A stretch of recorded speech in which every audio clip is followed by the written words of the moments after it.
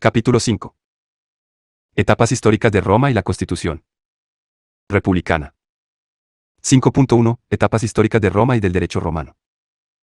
Antes de proceder a referir la Constitución republicana, parece oportuno situar a la República en la propia historia político-constitucional y jurídica de Roma. Ello servirá como obligado preámbulo y necesario pórtico para adentrarnos en la historia de la República como forma política modélica. La larga vida del régimen político de Roma y su influencia en la historia se debe no solo al genio político romano que, con un perfecto sentido del realismo y de la oportunidad, sabe realizar y armonizar los diferentes órganos de gobierno y adecuarlos a las cambiantes circunstancias históricas, sino también al derecho que constituyó su sustrato y basamento. El derecho romano por el que se rigió el pueblo romano comprende un largo periodo histórico que va desde la fundación de la ciudad de Roma a mediados del siglo I hasta la caída del Imperio de Occidente en el 476 DC, o bien, si consideramos la vigencia del Imperio de Oriente, hasta el siglo XV DC. Largo tiempo de vigencia, la organización política de Roma pasó por distintas y sucesivas formas de gobierno que condicionan el sistema de fuentes del dicho, dada la clara interrelación en Roma entre derecho y política. Desde el punto de vista cronológico, con fines didácticos, y fijándonos en un punto de vista político, pueden distinguirse las siguientes etapas históricas. Etapa monárquica, del año 753 hacia el 509 AC. Etapa republicana, del año 509 hacia el 27 AC. Etapa del Principado, del año 27 AC al 284 S. Etapa del dominado en Occidente, del año 284 hasta el 476 DC. Etapa del dominado en Oriente, hasta la muerte de Justiniano, en el año 565 S. Nos detenemos en el emperador Justiniano al considerar que la realización de su magna obra compiladora pone, de alguna manera, fin a la gloriosa etapa de producción jurídica romana. La concepción y el modelo político imperante en cada momento histórico han condicionado, como hemos señalado, el sistema de fuentes del derecho. Así, fijándonos en las etapas desde un punto de vista jurídico, podemos distinguir los siguientes periodos históricos. Periodo de derecho antiguo o quiritario, del 753 hacia el 450 AC. Coincide con la monarquía y con la fase de inicio de la república. Periodo de derecho preclásico, del 450 AC al 130 AC. Se inicia con la promulgación de la ley de las Siltablas y se extiende hasta bien entrada la república. Periodo de derecho claico, del año 130 hacia el 230 se corresponde al final y crisis de la República y Principado y expansión del Imperio Romano. Periodo de derecho posclásico, comprende el año 230 hacia el 527 SK. Incide con el dominado. Periodo de derecho justinianeo, abarca del 527 al 565 coincide con el periodo de gobierno del emperador Justiniano. 5.2. A modo de síntesis de cada una de las etapas. Algunos rasgos que caracterizan cada una de las etapas enunciadas. A. Época arcaica, es poco conocida. Envuelta en brumas de leyenda, no está, por lo tanto, bien determinada. Comienza con la fundación de Roma en el siglo I, c. año 753 según la tradición, fundación hecha por Rómulo que sería el primer rey.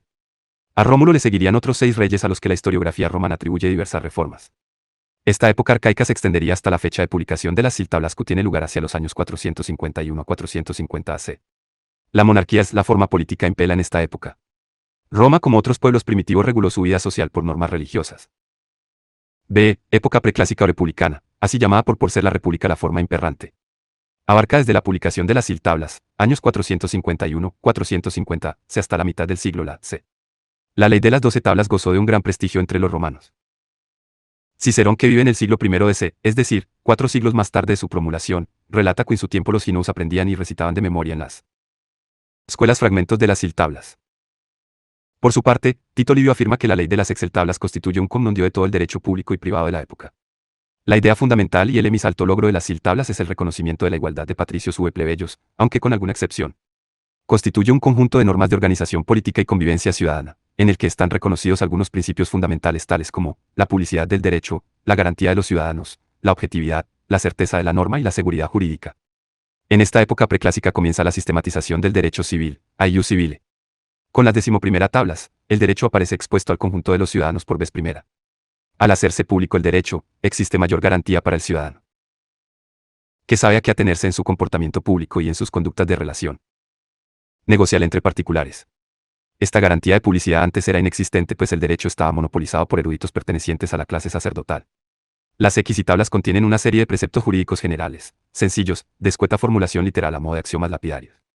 Así, por ejemplo, la tabla contiene normas que regulan el proceso civil como forma de resolver los conflictos o litigios entre particulares y comienza con la siguiente máxima: si in ius vocat, ito, es decir, si eres llamado ante el magistrado, debes acudir. lo que significa y expresa la comparecencia del demandado ante el órgano que dirige el procedimiento cuando otro ciudadano le conviene acudir a juicio como consecuencia del ejercicio de una acción que coincide con la actual presentación de una demanda judicial. Otro hito fundamental en esta época es la aparición del pretor, como magistrado jurisdiccional, dotado de jurisdictio, que dirige el procedimiento. Las disposiciones de las tablas precisaban una interpretación. Toda ley para ser aplicada necesita antes ser interpretada, es el pretor quien procede a su interpretación al matizarlas, flexibilizarlas y adaptarlas al caso concreto que se le plantea. También el pretor tiene la capacidad de proteger nuevas situaciones que no están reguladas por el ius civile, en cuanto que el ordenamiento jurídico es por definición siempre incompleto. Es capaz de llevar a cabo esta tarea en virtud de su ius edicendi, es decir, de su capacidad de promulgar edictos que completan e incluso pueden regir lo dispuesto en el derecho civil. Al hacerlo surge, paralelamente, un derecho pretorio o derecho honorario frente al derecho civil. Por último, en esta época se configuran, en su formulación incipiente, muchos de los conceptos jurídicos fundamentales del derecho romano que se desarrollan y llegan a su configuración más perfecta y acabada en la etapa clásica. Foca clásica, comprende los siglos y la primera mitad del siglo. La época de esplendor del derecho romano. Lo más importante de esta época es la ingente producción jurídica que se contiene en las obras de los y jurisconsultos, que son la más valiosa aportación que el genio jurídico de Roma hace a la posteridad. Los juristas suelen organizarse y reunirse en escuelas, aunque no de manera formal, para el estudio del derecho. Las dos más importantes son la escuela sabiniana y la escuela proculeyana. Los jurisconsultos clásicos gozan de altísima consideración social, no tienen carácter oficial ni remuneración, si bien, a título particular, algunos de ellos desempeñaron cargos políticos importantes y, desde ellos o al margen de toda proyección política, son los verdaderos inspiradores de una gran parte de la actividad legislativa y jurisdiccional de los emperadores. Sus opiniones y propuestas recogen en muchas de las constituciones imperiales del Principado presentan una depurada técnica, una perfecta equidad y un equilibrado intento de conciliar los y reses públicos con los privados. De época posclásica, comprende desde la segunda mitad del S y hasta fines a siglo V S. Algunos autores sostienen que a esta época debería denominársele mano cristiana, dada la fuerte influencia del cristianismo en muchas de las instituciones del derecho. Otros autores sostienen que debe denominarse época romano bizantina debido al fuerte influjo de la corriente de ideas helénicas que informaron el pensamiento jurídico en este periodo. El derecho, no obstante, pierde en general calidad al burocratizarse, pues los juristas dejan de actuar con libertad en la Cancillería imperial y se convierten en funcionarios al servicio de los emperadores. Será el emperador quien decida qué es lo que debe legislarse y cuál dicte su contenido de acuerdo con sus personales intereses. Los juristas que están en la Cancillería se limitan a dar forma o envoltorio jurídico a los deseos del propio emperador. Se produce un proceso de vulgarización del derecho. Al verse influido por normas, usos e instituciones procedentes de las distintas culturas de los territorios de las provincias orientales. Época bizantina, justiniana o compiladora, se sitúa en el S-Bit C. Toma su denominación de Justiniano, emperador romano que realiza la grandiosa tarea de copilar el derecho romano claico, pues ello formaba parte del objetivo de restaura, con carácter general, la grandeza de Roma clásica. A Justiniano se debe, por tanto, que haya llegado a nuestra civilización la aportación más peculiar del pueblo romano, su derecho. La recopilación concluida de compilación. Año 534, pasa a denominarse, desde el siglo XVI, Corpus Juris Civilis o compila Justinianea y, en ella, se recogen por vez primera las que van a reconocerse como sus cuatro partes que, hasta entonces se habían transmitido de forma particularizada y dispersa una respecto de las otras.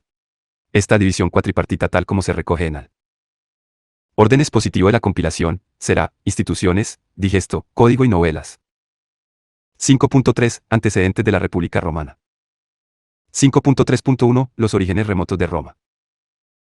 Si nos remontamos al origen, hay que hacer referencia a una etapa precívica en la que en la región central de la península itálica llamada Lacio, coexisten tres pueblos o conforman el triple elemento étnico que dará lugar a la configuración de la primitiva estructura ciudadana. Son el pueblo latino, el sabino y el etrusco. La relación entre ellos se presenta bastante confusa.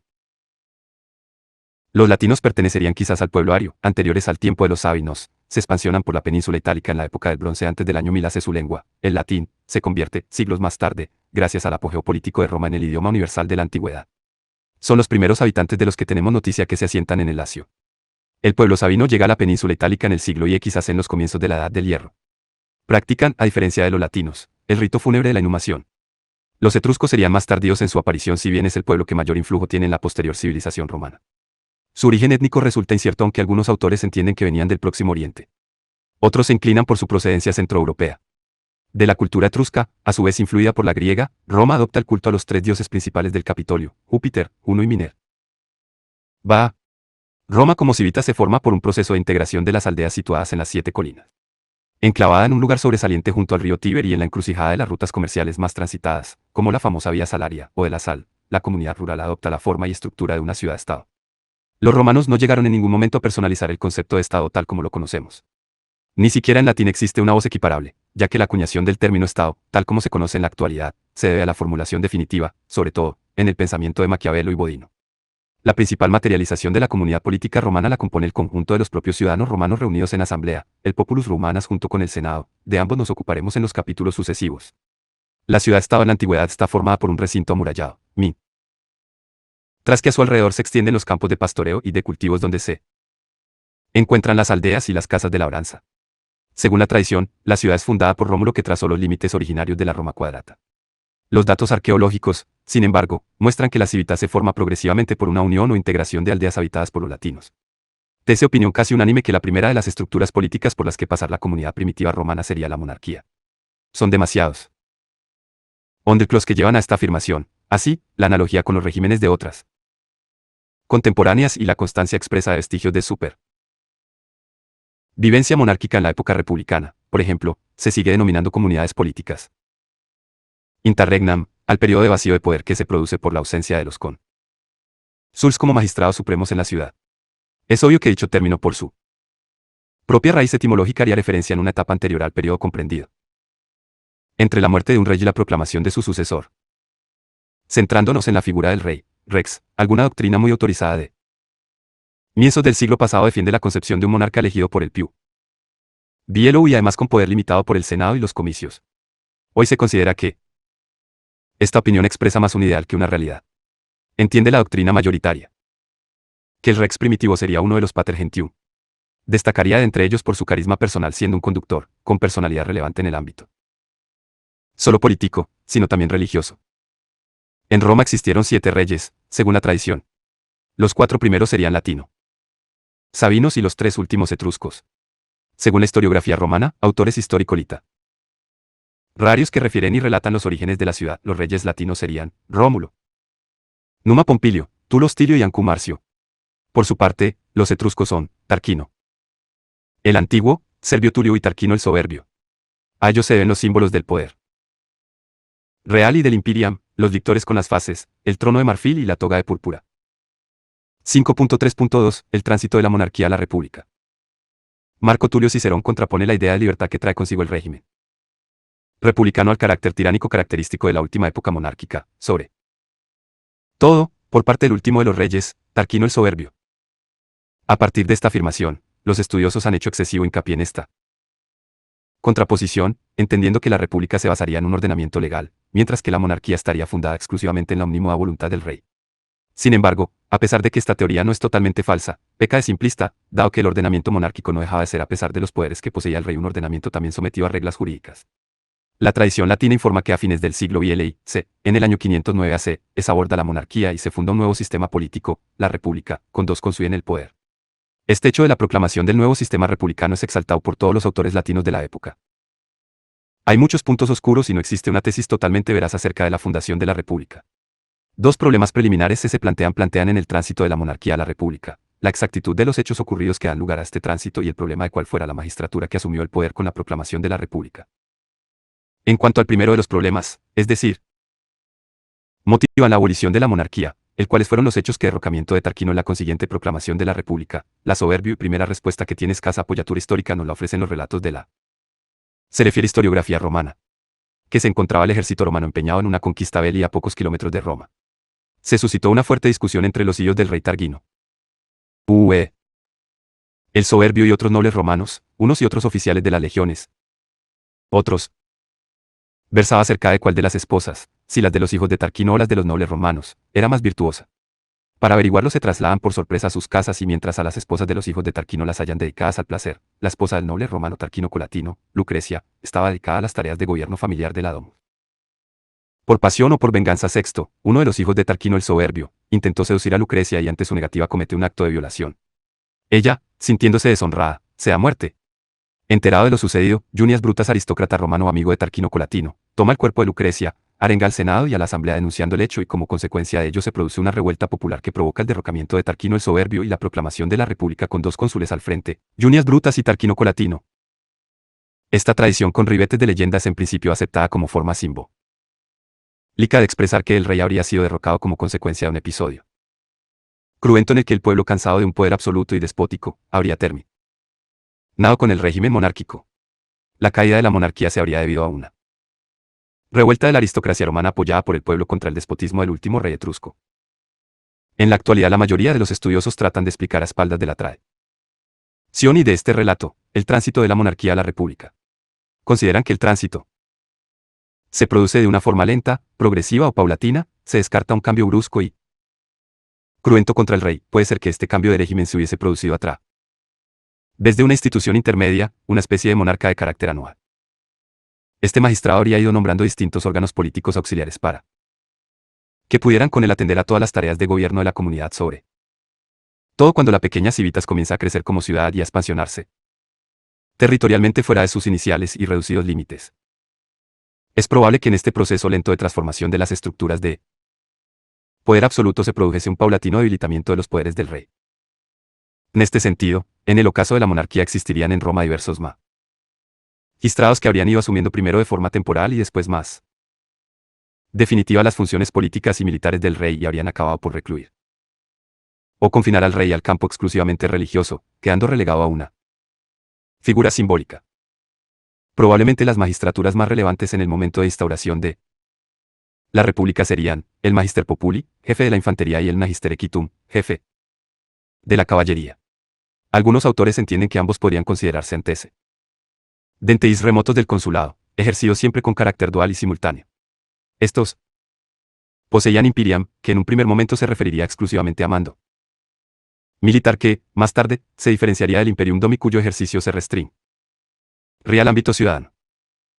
Los primeros magistrados serían nombrados al principio con carácter transitorio, para que ejerciesen el poder en nombre del rey, y más tarde se consolidarían convertirían en magistrados ordinarios que ostentarían el poder personalmente y mandato duraba todo el año. 5.3.3 Las luchas sociales entre el patriciado y la plebe. Desde fines del siglo VI hasta el último tercio del siglo V, la república va afianzándose a pesar de una serie de tensiones políticas, económicas y sociales, destacan entre ellas, la tensión social fruto del antagonismo entre las dos clases sociales existentes en la comunidad, patricios y plebeyos que, aunque equiparados por las tablas del 450 AC, seguían presentando diferencias sustanciales en otros órdenes, incluso en el jurídico. La inserción de los ciudadanos en la república se realizó a través de una organización por tribus territoriales, es decir, por razón del territorio sobre el cual se asentaban, y se abandonó el criterio personal, organización tripartita de tribus, titis, ramnes y luceres, que no servía ya para los nuevos fines militares que imponía el creciente esfuerzo bélico de Roma. En una primera época la lucha por la igualdad, ante el exclusivo goce de los dirchas políticos y los continuos abusos de la clase dominante de los patricios, se instrumentaliza a través de la resistencia pasiva de los plebeyos que realizan secesiones cero retiradas pasivas fuera de las civitas, dejándola inerme frente a cualquier ataque militar externo. Así fueron célebres las retiradas de los plebeyos al Monte Aventino. El primer conflicto social tiene como causa las continuas levas o reclutamientos militares y la prisión por deudas de los plebeyos insolventes. A partir del año 494 AC los plebeyos consiguen el reconocimiento de los tribunos de la plebe, que eran sus jefes electivos dado que se elegían en la asamblea plebea denominada Concilia Plebis. Más tarde, en virtud de la aprobación de una ley, declara a sus personas como inviolables, sacrosanctae, por lo que se condena a pe capital a quien atente contra ellos. En el año 445 AC la Lex Canuleia suprime la prohibición de matrimonios entre patricios y plebeyos. La aceptación constitucional de las reivindicaciones plebeyas se produce en el siglo IV AC con la promulgación de las leyes Liciniae Sestiae, que inhiben el acceso de los plebeyos al consulado, y la Lex Hortensia, que equipara los plebiscitos adoptados en las asambleas de la plebe a las leyes votadas en los comiciarios. Con el final de las luchas de Cases, se consolida la constitución de las civitas patricio-plebeya, que alcanza su apogeo en los siglos LL y la C. 5.4 Constitución republicana romana.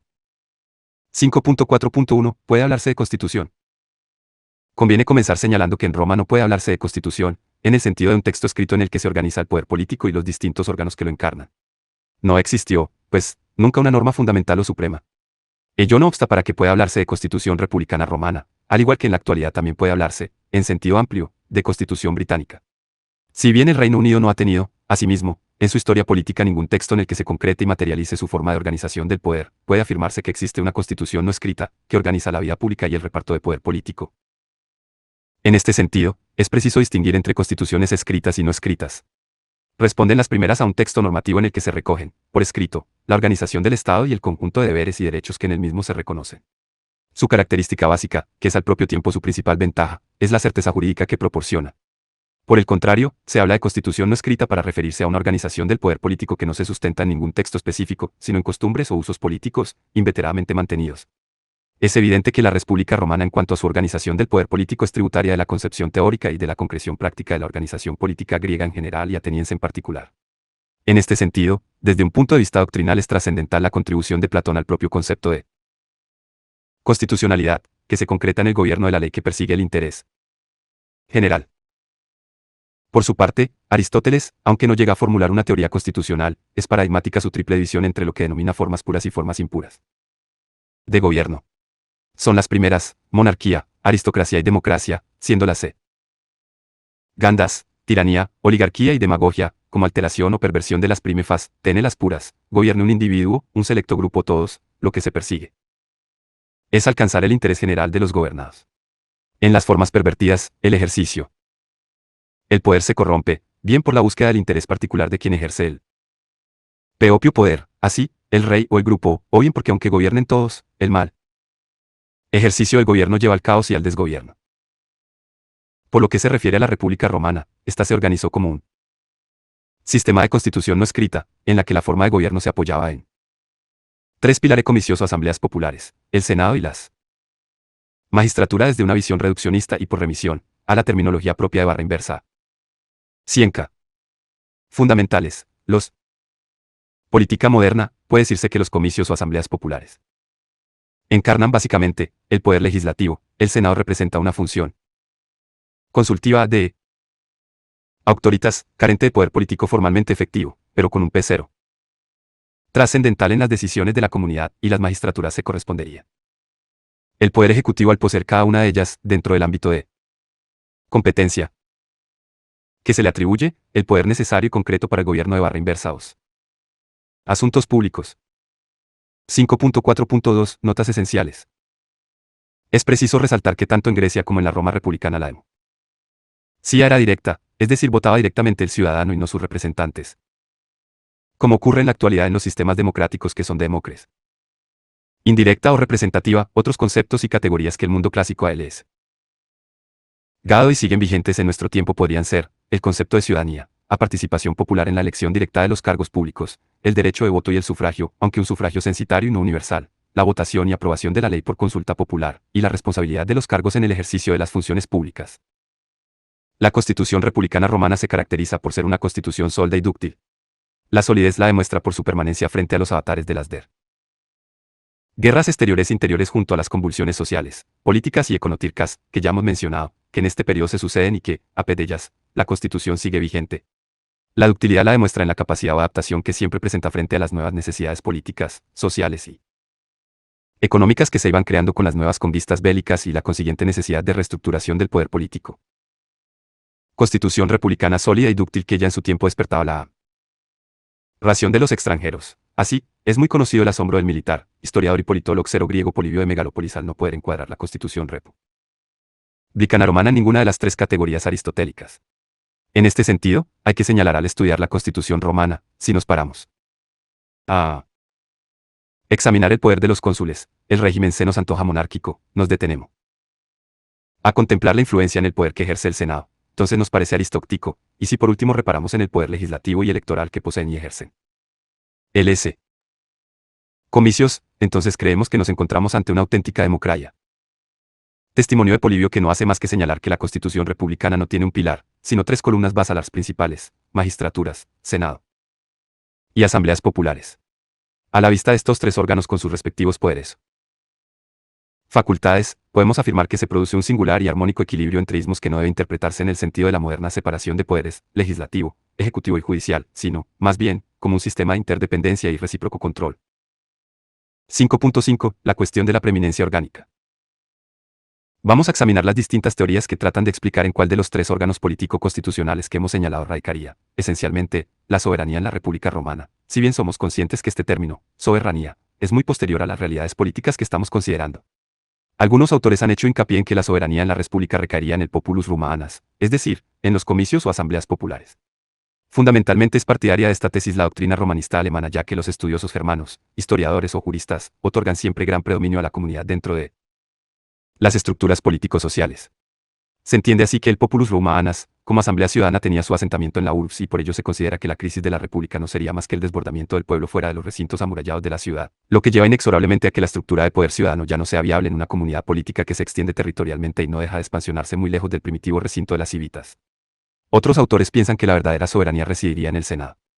Para ellos, no puede hablarse en la época republicana de una auténtica democracia, dado el poder restringido y con importantes limitaciones que atribuyen a las asambleas. Constatan como los comicios, en primer lugar, deberían ser convocados por un magistrado, normalmente el cónsul que tenía el ius agendicum populo. Además, antes de comenzar la reunión comicial se tomaban los auspicios por parte del colegio de los augures. Esta toma de los auspicios era, en definitiva, un arma política en sus manos, ya que si los sacerdotes señalaban que los dioses no eran favorables, no podía celebrarse la reunión comicial. A esto se añade que los comicios no podían entrar en la discusión de la propuesta, rogatio, de los magistrados, sino que únicamente estaban capacitados para expresar su opinión aprobándola o rechazándola a través de su voto. Por estas razones se considera que la soberanía no radica en los comicios, sino en el Senado, al ser el órgano director de la vida política, que tenía una influencia secua en las propuestas que presentaba el cónsul en las asambleas y que tenía un gran ascendiente moral sobre el pueblo. Son muy escasos los estudiosos que afirmen que la soberanía recae sobre las magistraturas, a pesar de que su conjunto compone un mosaico rico en poderes de gobierno efectivo de las civitas. Ello se debe a que el Senado, como señalamos, ejerce un influjo notable en ellas y la asamblea comicial es la que tiene la facultad y su elección. Para llegar a un punto de acuerdo en este debate doctrinal, quizás resulte que la tesis más viable sea una teoría intermedia o ecléctica que estima que debe hablarse de un equilibrio singular de dos órganos, el populus romanas y el saneitas. Se hace preciso constatar que el binomio Senado-Pueblo es inseparable en el gobierno de las civitas, tal como lo prueba la inscripción Senats Paulus QR Romans. SPQR, que aparece siempre como anagrama en las divisas de las legiones romanas que es la expresión máxima de la república. Quizás pueda afirmarse que en la época de mayor pureza republicana la república romana encarna el sistema político democrático más evolucionado y perfecto de la antigüedad.